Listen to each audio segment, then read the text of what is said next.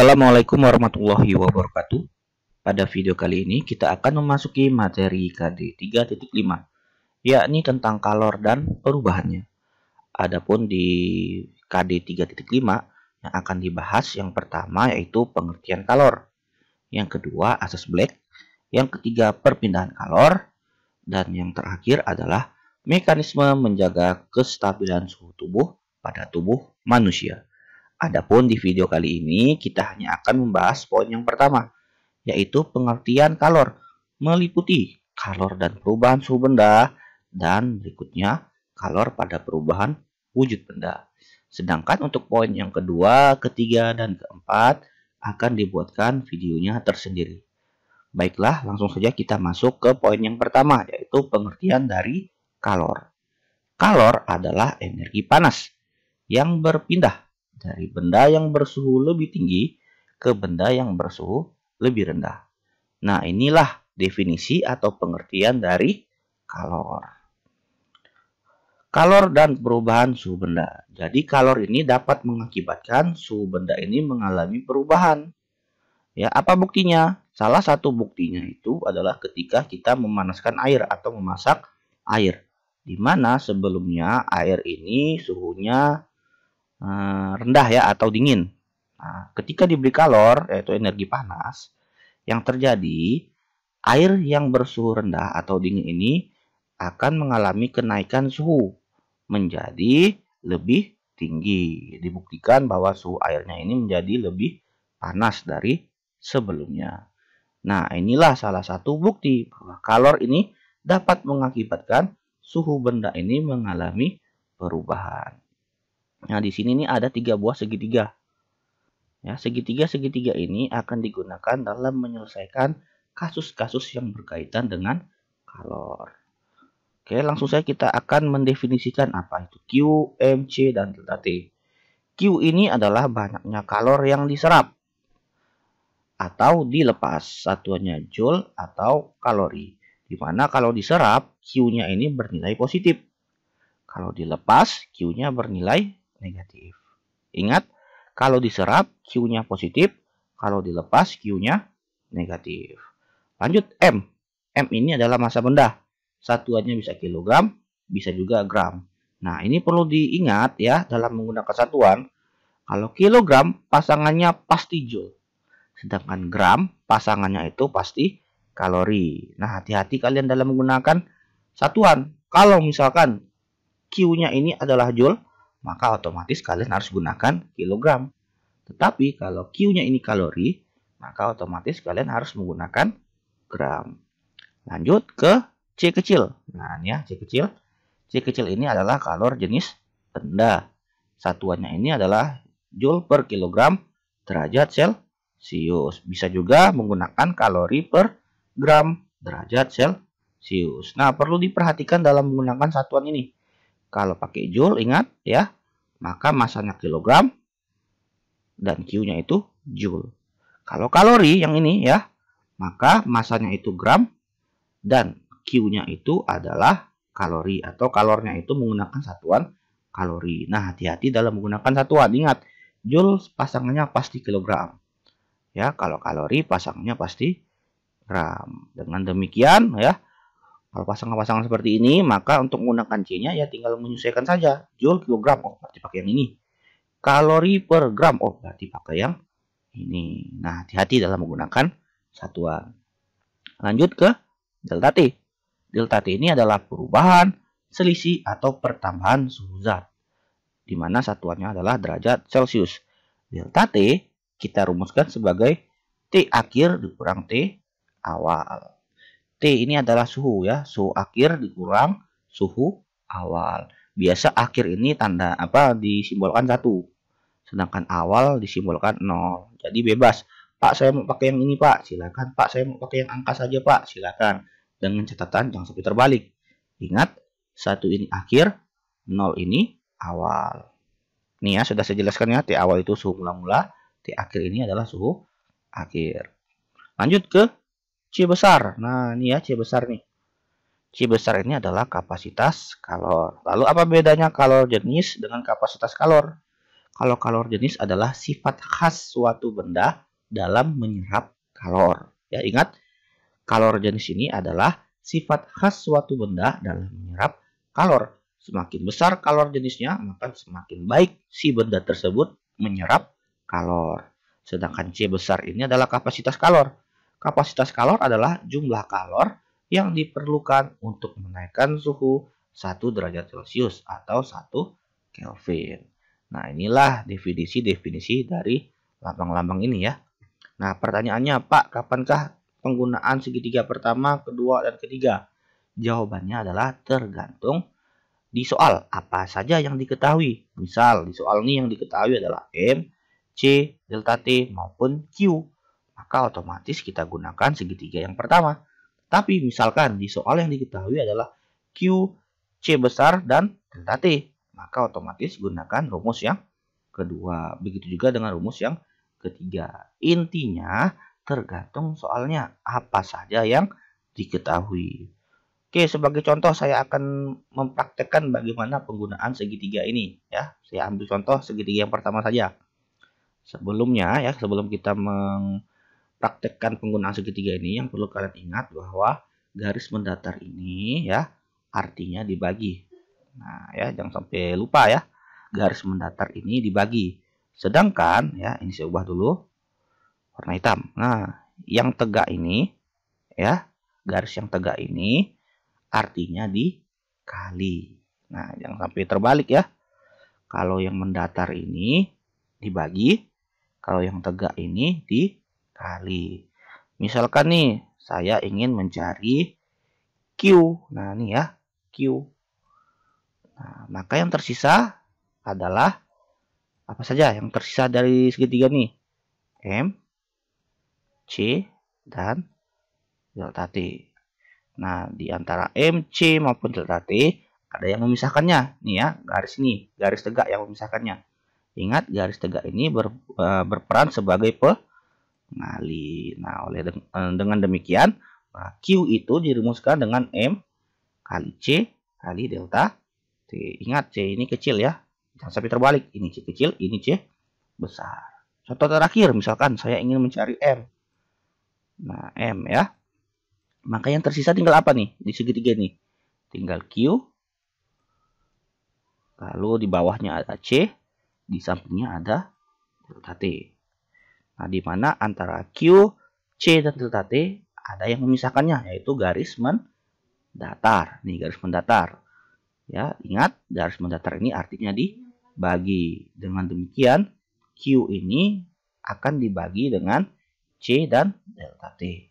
Lanjut, di antara C dan delta T ada garis pemisah nih ya, yaitu garis tegak. Ingat, garis tegak berperan sebagai pengali. Dengan demikian, maka untuk M itu dirumuskan dengan Q dibagi C dikali delta T. Nah, seperti inilah cara menggunakan segitiga rumus ya. Begitu juga untuk segitiga nomor 2 dan ketiga. Oke, kita lanjutkan ke kalor dan perubahan wujud benda. Selain dapat membuat suhu benda mengalami perubahan, kalor juga dapat membuat wujud benda mengalami perubahan. Misalkan nih, ada sebuah es yang terbuat dari air bersuhu minus 40. Diberikan kalor, maka yang terjadi, es tersebut berubah menjadi gas yang bersuhu 120 derajat Celcius. Nah, kalau saya gambarkan grafiknya, seperti ini nih grafiknya nih. Dari es berubah menjadi gas. Nah, seperti ini nih grafiknya. Oke, untuk membaca grafiknya ya, yang perlu kalian perhatikan di sini ada 2 poin. Poin yang pertama itu adalah titik ini, titik perbatasan ya. Titik ini bertujuan agar kalian tahu bentuknya ini apa, apakah bentuknya padat, cair, atau gas. Nah, titik ini nih ya, titik 0 dan titik 100. Ini poin yang pertama yang harus kalian ketahui dalam membaca grafik. Jika dia di bawah 0, maka bentuknya itu padat atau kita sebut es. Karena ini zatnya air ya, maka bentuknya padatannya itu adalah es. Jika dia di atas 0, maka bentuknya itu cairan atau air. Oke, ini jangan sampai dilupakan ya, titik 0 nih.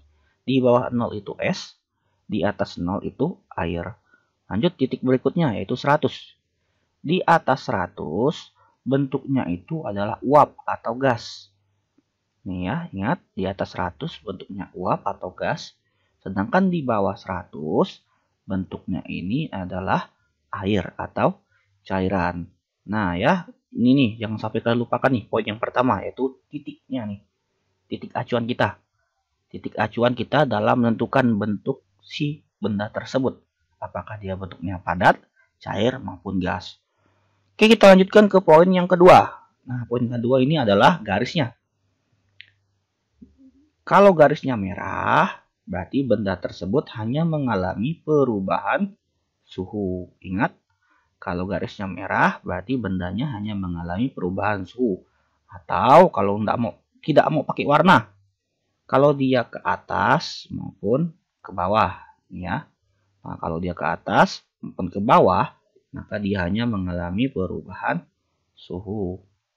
Oke, lanjut ke garis berikutnya, yaitu kalau dia berwarna hijau. Nah, ya. Kalau dia berwarna hijau nih ya, berwarna hijau, maka dia hanya mengalami perubahan wujud. Ingat, merah itu suhu, hijau itu wujud. Pak, saya nggak mau pakai warna. Oke, kalian bisa juga menggunakan sama seperti sebelumnya nih, atas bawah. Kalau ini dari kiri ke kanan ya. Nah, ini ya dari kiri maupun ke kanan ya. Maka dia hanya mengalami perubahan wujud. Nah, 2 poin inilah jangan sampai kalian lupakan. Karena inilah yang akan kita gunakan untuk meninjau grafik perubahan wujud benda. Ingat, merah perubahan suhu, hijau itu perubahan wujud. Atas bawah itu perubahan suhu, kiri kanan itu perubahan wujud. Di bawah 0 wujudnya es, di atas 0 wujudnya air.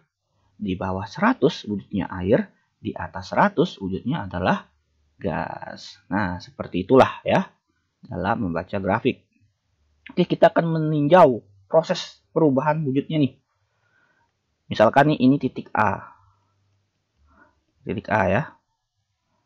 Dan yang ini adalah titik B. Nah, dengan demikian dapat kita simpul nih. Untuk titik A, wujudnya apa nih wujudnya? Wujudnya adalah S.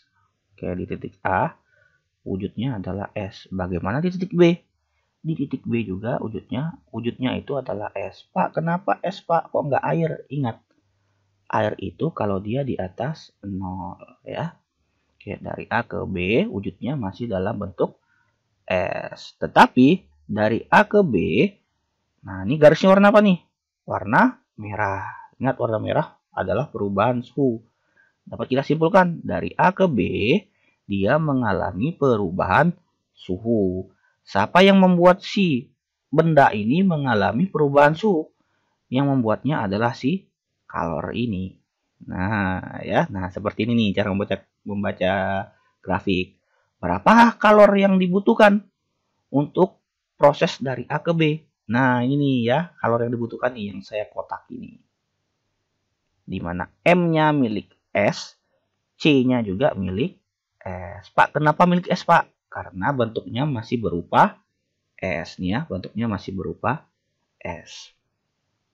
Oke, Pak, C itu apa? C itu adalah kalor jenis nih ya, C itu kalor jenis. Sedangkan M ini adalah massa benda. Dan delta T itu adalah perubahan suhu. Nah, untuk kasus ini, berapakah perubahan suhunya nih dari A ke B? Ingat, perubahan suhu dirumuskan suhu akhir dikurang suhu awal. Akhirnya 0. Awalnya minus 40. Maka 0 dikurang minus 40 hasilnya 40. Maka delta T-nya ini 40. Lanjut. Tadi dari A ke B. Sekarang dari B ke C. Nah, untuk C bentuknya ini bukan lagi S, tapi sudah bentuk air. Dengan demikian, dapat kita simpulkan nih, untuk titik 0 ya, bentuknya bisa S, bentuknya juga bisa air. S terjadi ketika dia di titik B. Kalau air berada di titik C. Nah, ini garisnya warna apa nih? Warna hijau.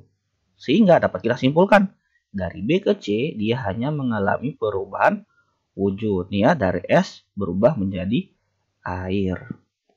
Oke, siapa yang mengakibatkan si benda ini mengalami perubahan wujud, yaitu dari es ke air? Yang mengakibatkannya adalah si kalor ini nih. Nah, lagi-lagi kalor. Berapakah kalor yang dibutuhkan untuk mengubah wujudnya? Nah, kalor yang dibutuhkannya yang ini. Nah, yang saya kotak ini. Nah, kalor yang dibutuhkan untuk mengubahnya nih. Atau dari proses B ke C. Nah, perlu kalian ingat nih. Antara B dan C, wujud benda ini ada dua macam ya. Antara B dan C ya. Ini antara B dan C. Wujud benda ini ada dua macam. Yaitu berbentuk S. Saya singkat saja nih ya. E. Dan berbentuk air. Saya singkat nih, A. Nah, antara B dan C, bentuk benda ini ada dua macam.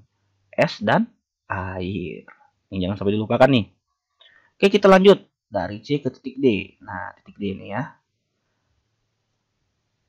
Nah, titik D ini warnanya apa nih dari C ke D? Warnanya ini berwarna merah. Dengan demikian dapat kita simpulkan dari C ke D mengalami perubahan suhu. Bagaimana wujudnya? Wujudnya tidak mengalami perubahan. Dengan demikian kita dapat menyimpulkan untuk titik D wujudnya ini masih berupa air. Oke. Siapa yang mengakibatkan suhu benda ini mengalami perubahan? Yang mengakibatkan lagi-lagi si kalor ini. Berapakah kalor yang dibutuhkannya? Nah, kalor yang dibutuhkannya yang ini. Nah, yang ini. Nah, untuk kasus dari C ke D ini yang berbeda adalah C-nya. C-nya ini sudah milik si air. Loh, Pak, kok nggak milik es, Pak? Karena bentuknya ini sudah bentuk air, bukan es lagi. Makanya C-nya ini adalah milik si air. Oke, lanjut.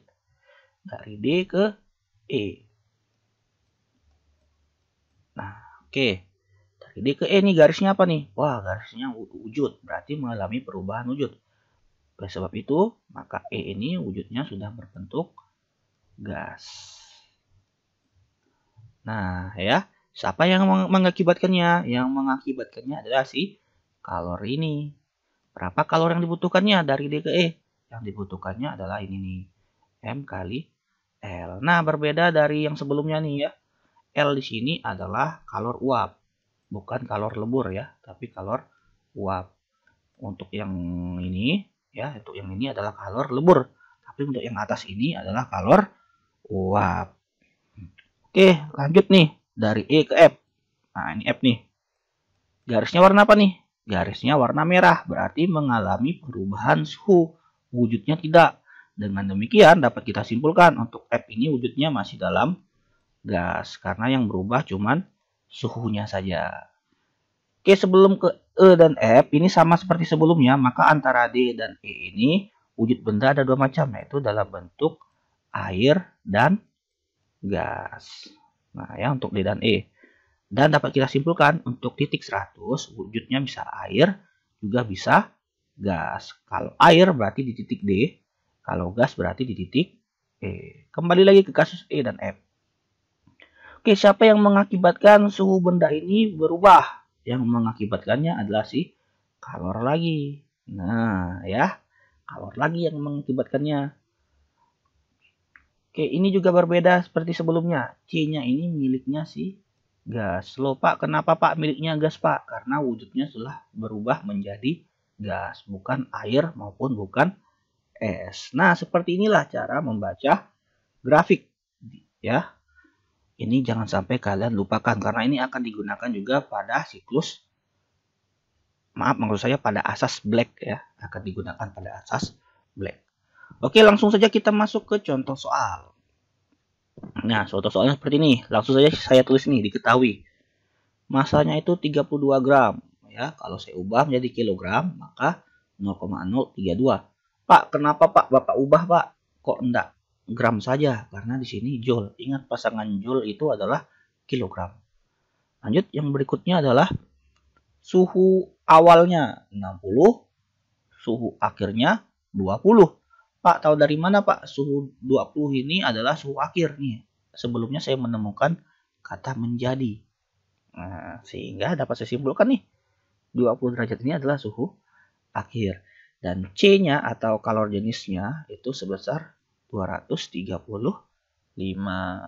Pertanyaannya adalah kalor yang dilepaskan. Nah, kita sebelumnya menemukan tiga segitiga nih. Gunakan segitiga yang mana nih? Yang Q. Berarti ini segitiga satu, yang kedua, dan ketiga. Maka yang ketiga tidak bisa digunakan karena tidak ada Q. Lanjut, yang kedua bisa nggak? Yang kedua juga nggak bisa digunakan karena kita tidak ada C besar. Ingat, ini C kecil ya, bukan C besar. Sehingga yang digunakan adalah rumus yang pertama.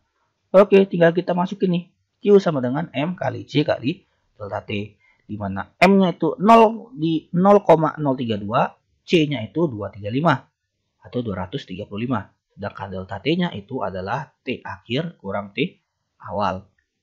Ingat, 1 ini akhir, 0 ini adalah awal. Oke, kita masukin T-nya. Akhirnya itu 20, awalnya itu adalah 60. Tinggal kalian kurangkan nih yang dalam kurung nih, menjadi minus 40. Dikalikan, maka hasilnya itu adalah minus 308. Ada nggak di sini?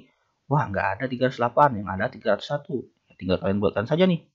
Minus 301. Ada nggak di sini? Wah, nggak ada, Pak. Yang ada positif nih, 301. Nggak ada yang minus. Ya, ini sebenarnya sudah bisa nih kita checklist nih. Nah, jawabannya 301. Lah, Pak, itu kan minus, Pak. Ini nggak ada minusnya. Karena di soal sudah ada kata dilepaskan. Jadi tanda minus ini tidak perlu ditulis. Ya, ingat, tanda minus ini menandakan bahwa dia dilepaskan. Benda ini melepaskan kalor. Karena di soal sudah ada kata dilepaskan, maka minusnya ini tidak perlu ditulis. Oke, lanjut ke soal berikutnya. Nah, nih pakai soal grafik nih. Langsung saja saya tulis diketahui ya. Diketahui ini masanya ini 800 gram. Nih ya. Saya ubah menjadi kilogram. Pak, kenapa pakai kilogram, Pak? Karena di sini ada kalimat ada huruf joule C ya. Makanya saya ubah menjadi kilogram. Suhu awalnya nih ya, suhu awal nih yang bawah nih. Ya, suhu awalnya itu 10. Suhu akhirnya berapa nih? 50 ya. 50 derajat. Ingat nih, tahu dari mana, Pak? Ini suhu, Pak. Kok bukan yang 14,4 suhu? Karena lihat ini garisnya nih, garis yang tegak nih. Miliknya si suhu. Sedangkan garis yang mendatar miliknya si kalor. Oke, lanjut. Kalornya berapa? Wah, ternyata kalornya 14,4 kilojoule. Ya, ini saya hapus nih, nggak nampak kilojoule-nya. Nah, ya. Oke, saya lanjutkan. Karena sini joule, maka kilojoule ini diubah ke joule. Diubah, maka hasilnya 14.400. Pak, konversinya gimana? Konversinya sama seperti konversi gram, kilogram, dan lain sebagainya. Cuma saya tinggal kalian ubah saja gram menjadi joule. Pertanyaannya adalah jenis logamnya. Di sini data yang diketahui adalah kalor jenis. Maka acuan kita gunakan kalor jenis untuk menentukan logam apa yang digunakan. Makanya di sini saya tulis kalor jenis C. Oke, sama seperti sebelumnya, kita gunakan rumus mana nih? Dari yang diketahui, maka dapat kita simpulkan yang digunakan adalah yang ini ya, sedangkan yang ini tidak digunakan. Oke, langsung saja. C. C itu dirumuskan Q dibagi M kali delta T. Masukin angka-angkanya. Q-nya itu 14.400, M-nya itu 0,8, delta T-nya itu adalah suhu akhir dikurang suhu awal. Kita masukin nih suhu-suhunya nih. Suhu akhirnya 50, suhu awalnya 10. Nah, kita kurangkan nih yang dalam kurung nih. Hasilnya adalah 40. Nah, berikutnya kita kalikan nih yang di bawah nih. Kita kalikan, hasilnya ternyata 32. Barulah setelah itu kita bagi. Setelah kita bagi, maka hasilnya adalah 450 joule per kilogram derajat Celcius. Ada nggak di sini? Wah, ternyata ada. Jawabannya adalah baja. Nah, seperti inilah cara mengerjakan soal ya. Oke, lanjut ke soal yang terakhir. Nah, berapakah kalor yang diperlukan untuk memanaskan 1 kg es bersuhu minus 50 derajat Celcius? Nah, ini langsung saja saya tuliskan yang diketahui ya. Diketahui massa esnya ini 1 kg. Suhu awalnya minus 5 derajat Celcius. Berubah menjadi 10 derajat Celcius. Berarti 10 ini adalah suhu akhir. Tahu dari mana, Pak? Karena sebelumnya saya menemukan kata menjadi. Makanya 10 ini adalah suhu akhir. Kalor jenis S. Nih, kalor jenis S ya. Nih, kalor jenis S itu sebesar 2100. Sedangkan kalor leburnya ya sebesar 336.000. Dan kalor jenis air ya sebesar 4.200. Pertanyaannya adalah sini nggak ada pertanyaannya sebenarnya, ini berapakah kalor yang dibutuhkan ya. Nih, kalor yang dibutuhkan dalam proses tersebut. Tinggal ditambahkan, lupa saya ketik nih soalnya ya. Pertanyaannya adalah kalor yang dibutuhkan dalam proses tersebut, yaitu proses mengubah es bersuhu -5 menjadi air bersuhu 10 derajat Celcius. Nah, ini nih nggak bisa kita kerjakan seperti sebelum-sebelumnya. Langsung pakai rumus ini ya. Kalau soal perubahan wujud ini, otomatis kita harus menggunakan bantuan yang namanya grafik. Oke, karena ini sebelumnya -5 ya, berarti ini saya ganti menjadi 5. Oke, 10 berarti di mana nih? Di sini ya, saya anggap di sini saja 10. Nah ya, nggak mungkin kan di atas sini ya, nggak mungkin. Pasti 10 itu antara 0 ke 100. Nah, di sini berarti 10. Tarik di garisnya. Tik tik tik tik tik tik tik tik tik tik tik tik. Nah, di sini nih. Saya anggap titik ini adalah titik X. Nah, oke. Berarti ini yang tadi awalnya titik A. Ini titik B. Ini titik C. Dan ini titik X. Maka pertanyaannya kalor yang dibutuhkan. Dari mana nih? Dari A menuju X. Maka dari A menuju X, kalor-kalornya ini ada Q1, ada Q2. Salah menggaris saya. Nah, oke, saya garis ulang. Ada Q2 dan yang terakhir ada Q3 ya. Oke. Berarti dari A ke X ada 3 buah Q. Q1, Q2 dan Q3. Pak, Q itu apa? Q itu kalor ya. Sampai lupa. Oke, maka saya tuliskan nih. Dari A ke X berarti Q1 tambah Q2 tambah Q3. Loh, Pak, X kan ini kan nggak sampai atas, Pak. Dia kan cuma sampai sini saja, Pak. Kok Q3 masuk? Ingat, Q3 ini ruang lingkupnya dari C menuju D. Walaupun dia ada di sini, di sini, di sini, maka Q3 ini tetap dipakai. Karena di sini nih daerah kekuasaannya ya. Oke, kita masukin rumusnya. Q1 nih ya, Q1 di sini. Ini ingat di sini ya. Yang di bawah 0, dia berada di bawah 0 ya. Makanya bentuknya ini masih berupa S. Oleh sebab itulah Q1 ini S ya. Saya tulis S nih. Lanjut Q2 nih, Q2 ya, melebur. Maka rumusnya ada M kali L nih. Ini dari Q2 ini dia nih prosesnya melebur ya. Lupa tadi saya katakan sebelumnya. Oke, lanjut ke Q3 nih, Q3. Q3 ini bentuknya sudah mencair. Nah, ini ya. Makanya saya menggunakan air karena dia sudah mencair. Oke, kita masukin angka-angkanya. Massa S 1. Kalor jenis S 2100. Perubahan suhunya, ingat suhu akhir dikurang suhu awal, berarti 0 dikurang -5 nih ya, 0 dikurang -5. Lanjut. Ini M-nya tadi 1. Kalor leburnya ini adalah 336.000. Lanjut yang ketiga nih, massanya ini 1. C air berapa nih? Wah, ternyata 4.200 nih saya masukin ya. Delta T-nya, ingat delta T itu adalah suhu akhir dikurang suhu awal ya. Suhu akhirnya berapa? Wah, suhu akhirnya ini adalah 10. Awalnya berapa nih? Awalnya adalah si 0 ini. Makanya 10 dikurang 0. Oke, lanjut. Nah, 1 dikali 2100 kali 0 kurang -5. Ya, hasilnya 5 ya. Lanjut, 10 dikurang 0 hasilnya 10. Kita kalikan, ini dikalikan ya. Hasilnya 10.500. Ini dikalikan hasilnya 336.000. Ini dikalikan hasilnya 42.000. Sehingga hasil akhirnya adalah 388.500 Joule. Nah, seperti inilah cara menyelesaikan soal-soal mengenai kalor. Cukup sekian pertemuan kita hari ini. Saya akhiri. Assalamualaikum warahmatullahi wabarakatuh.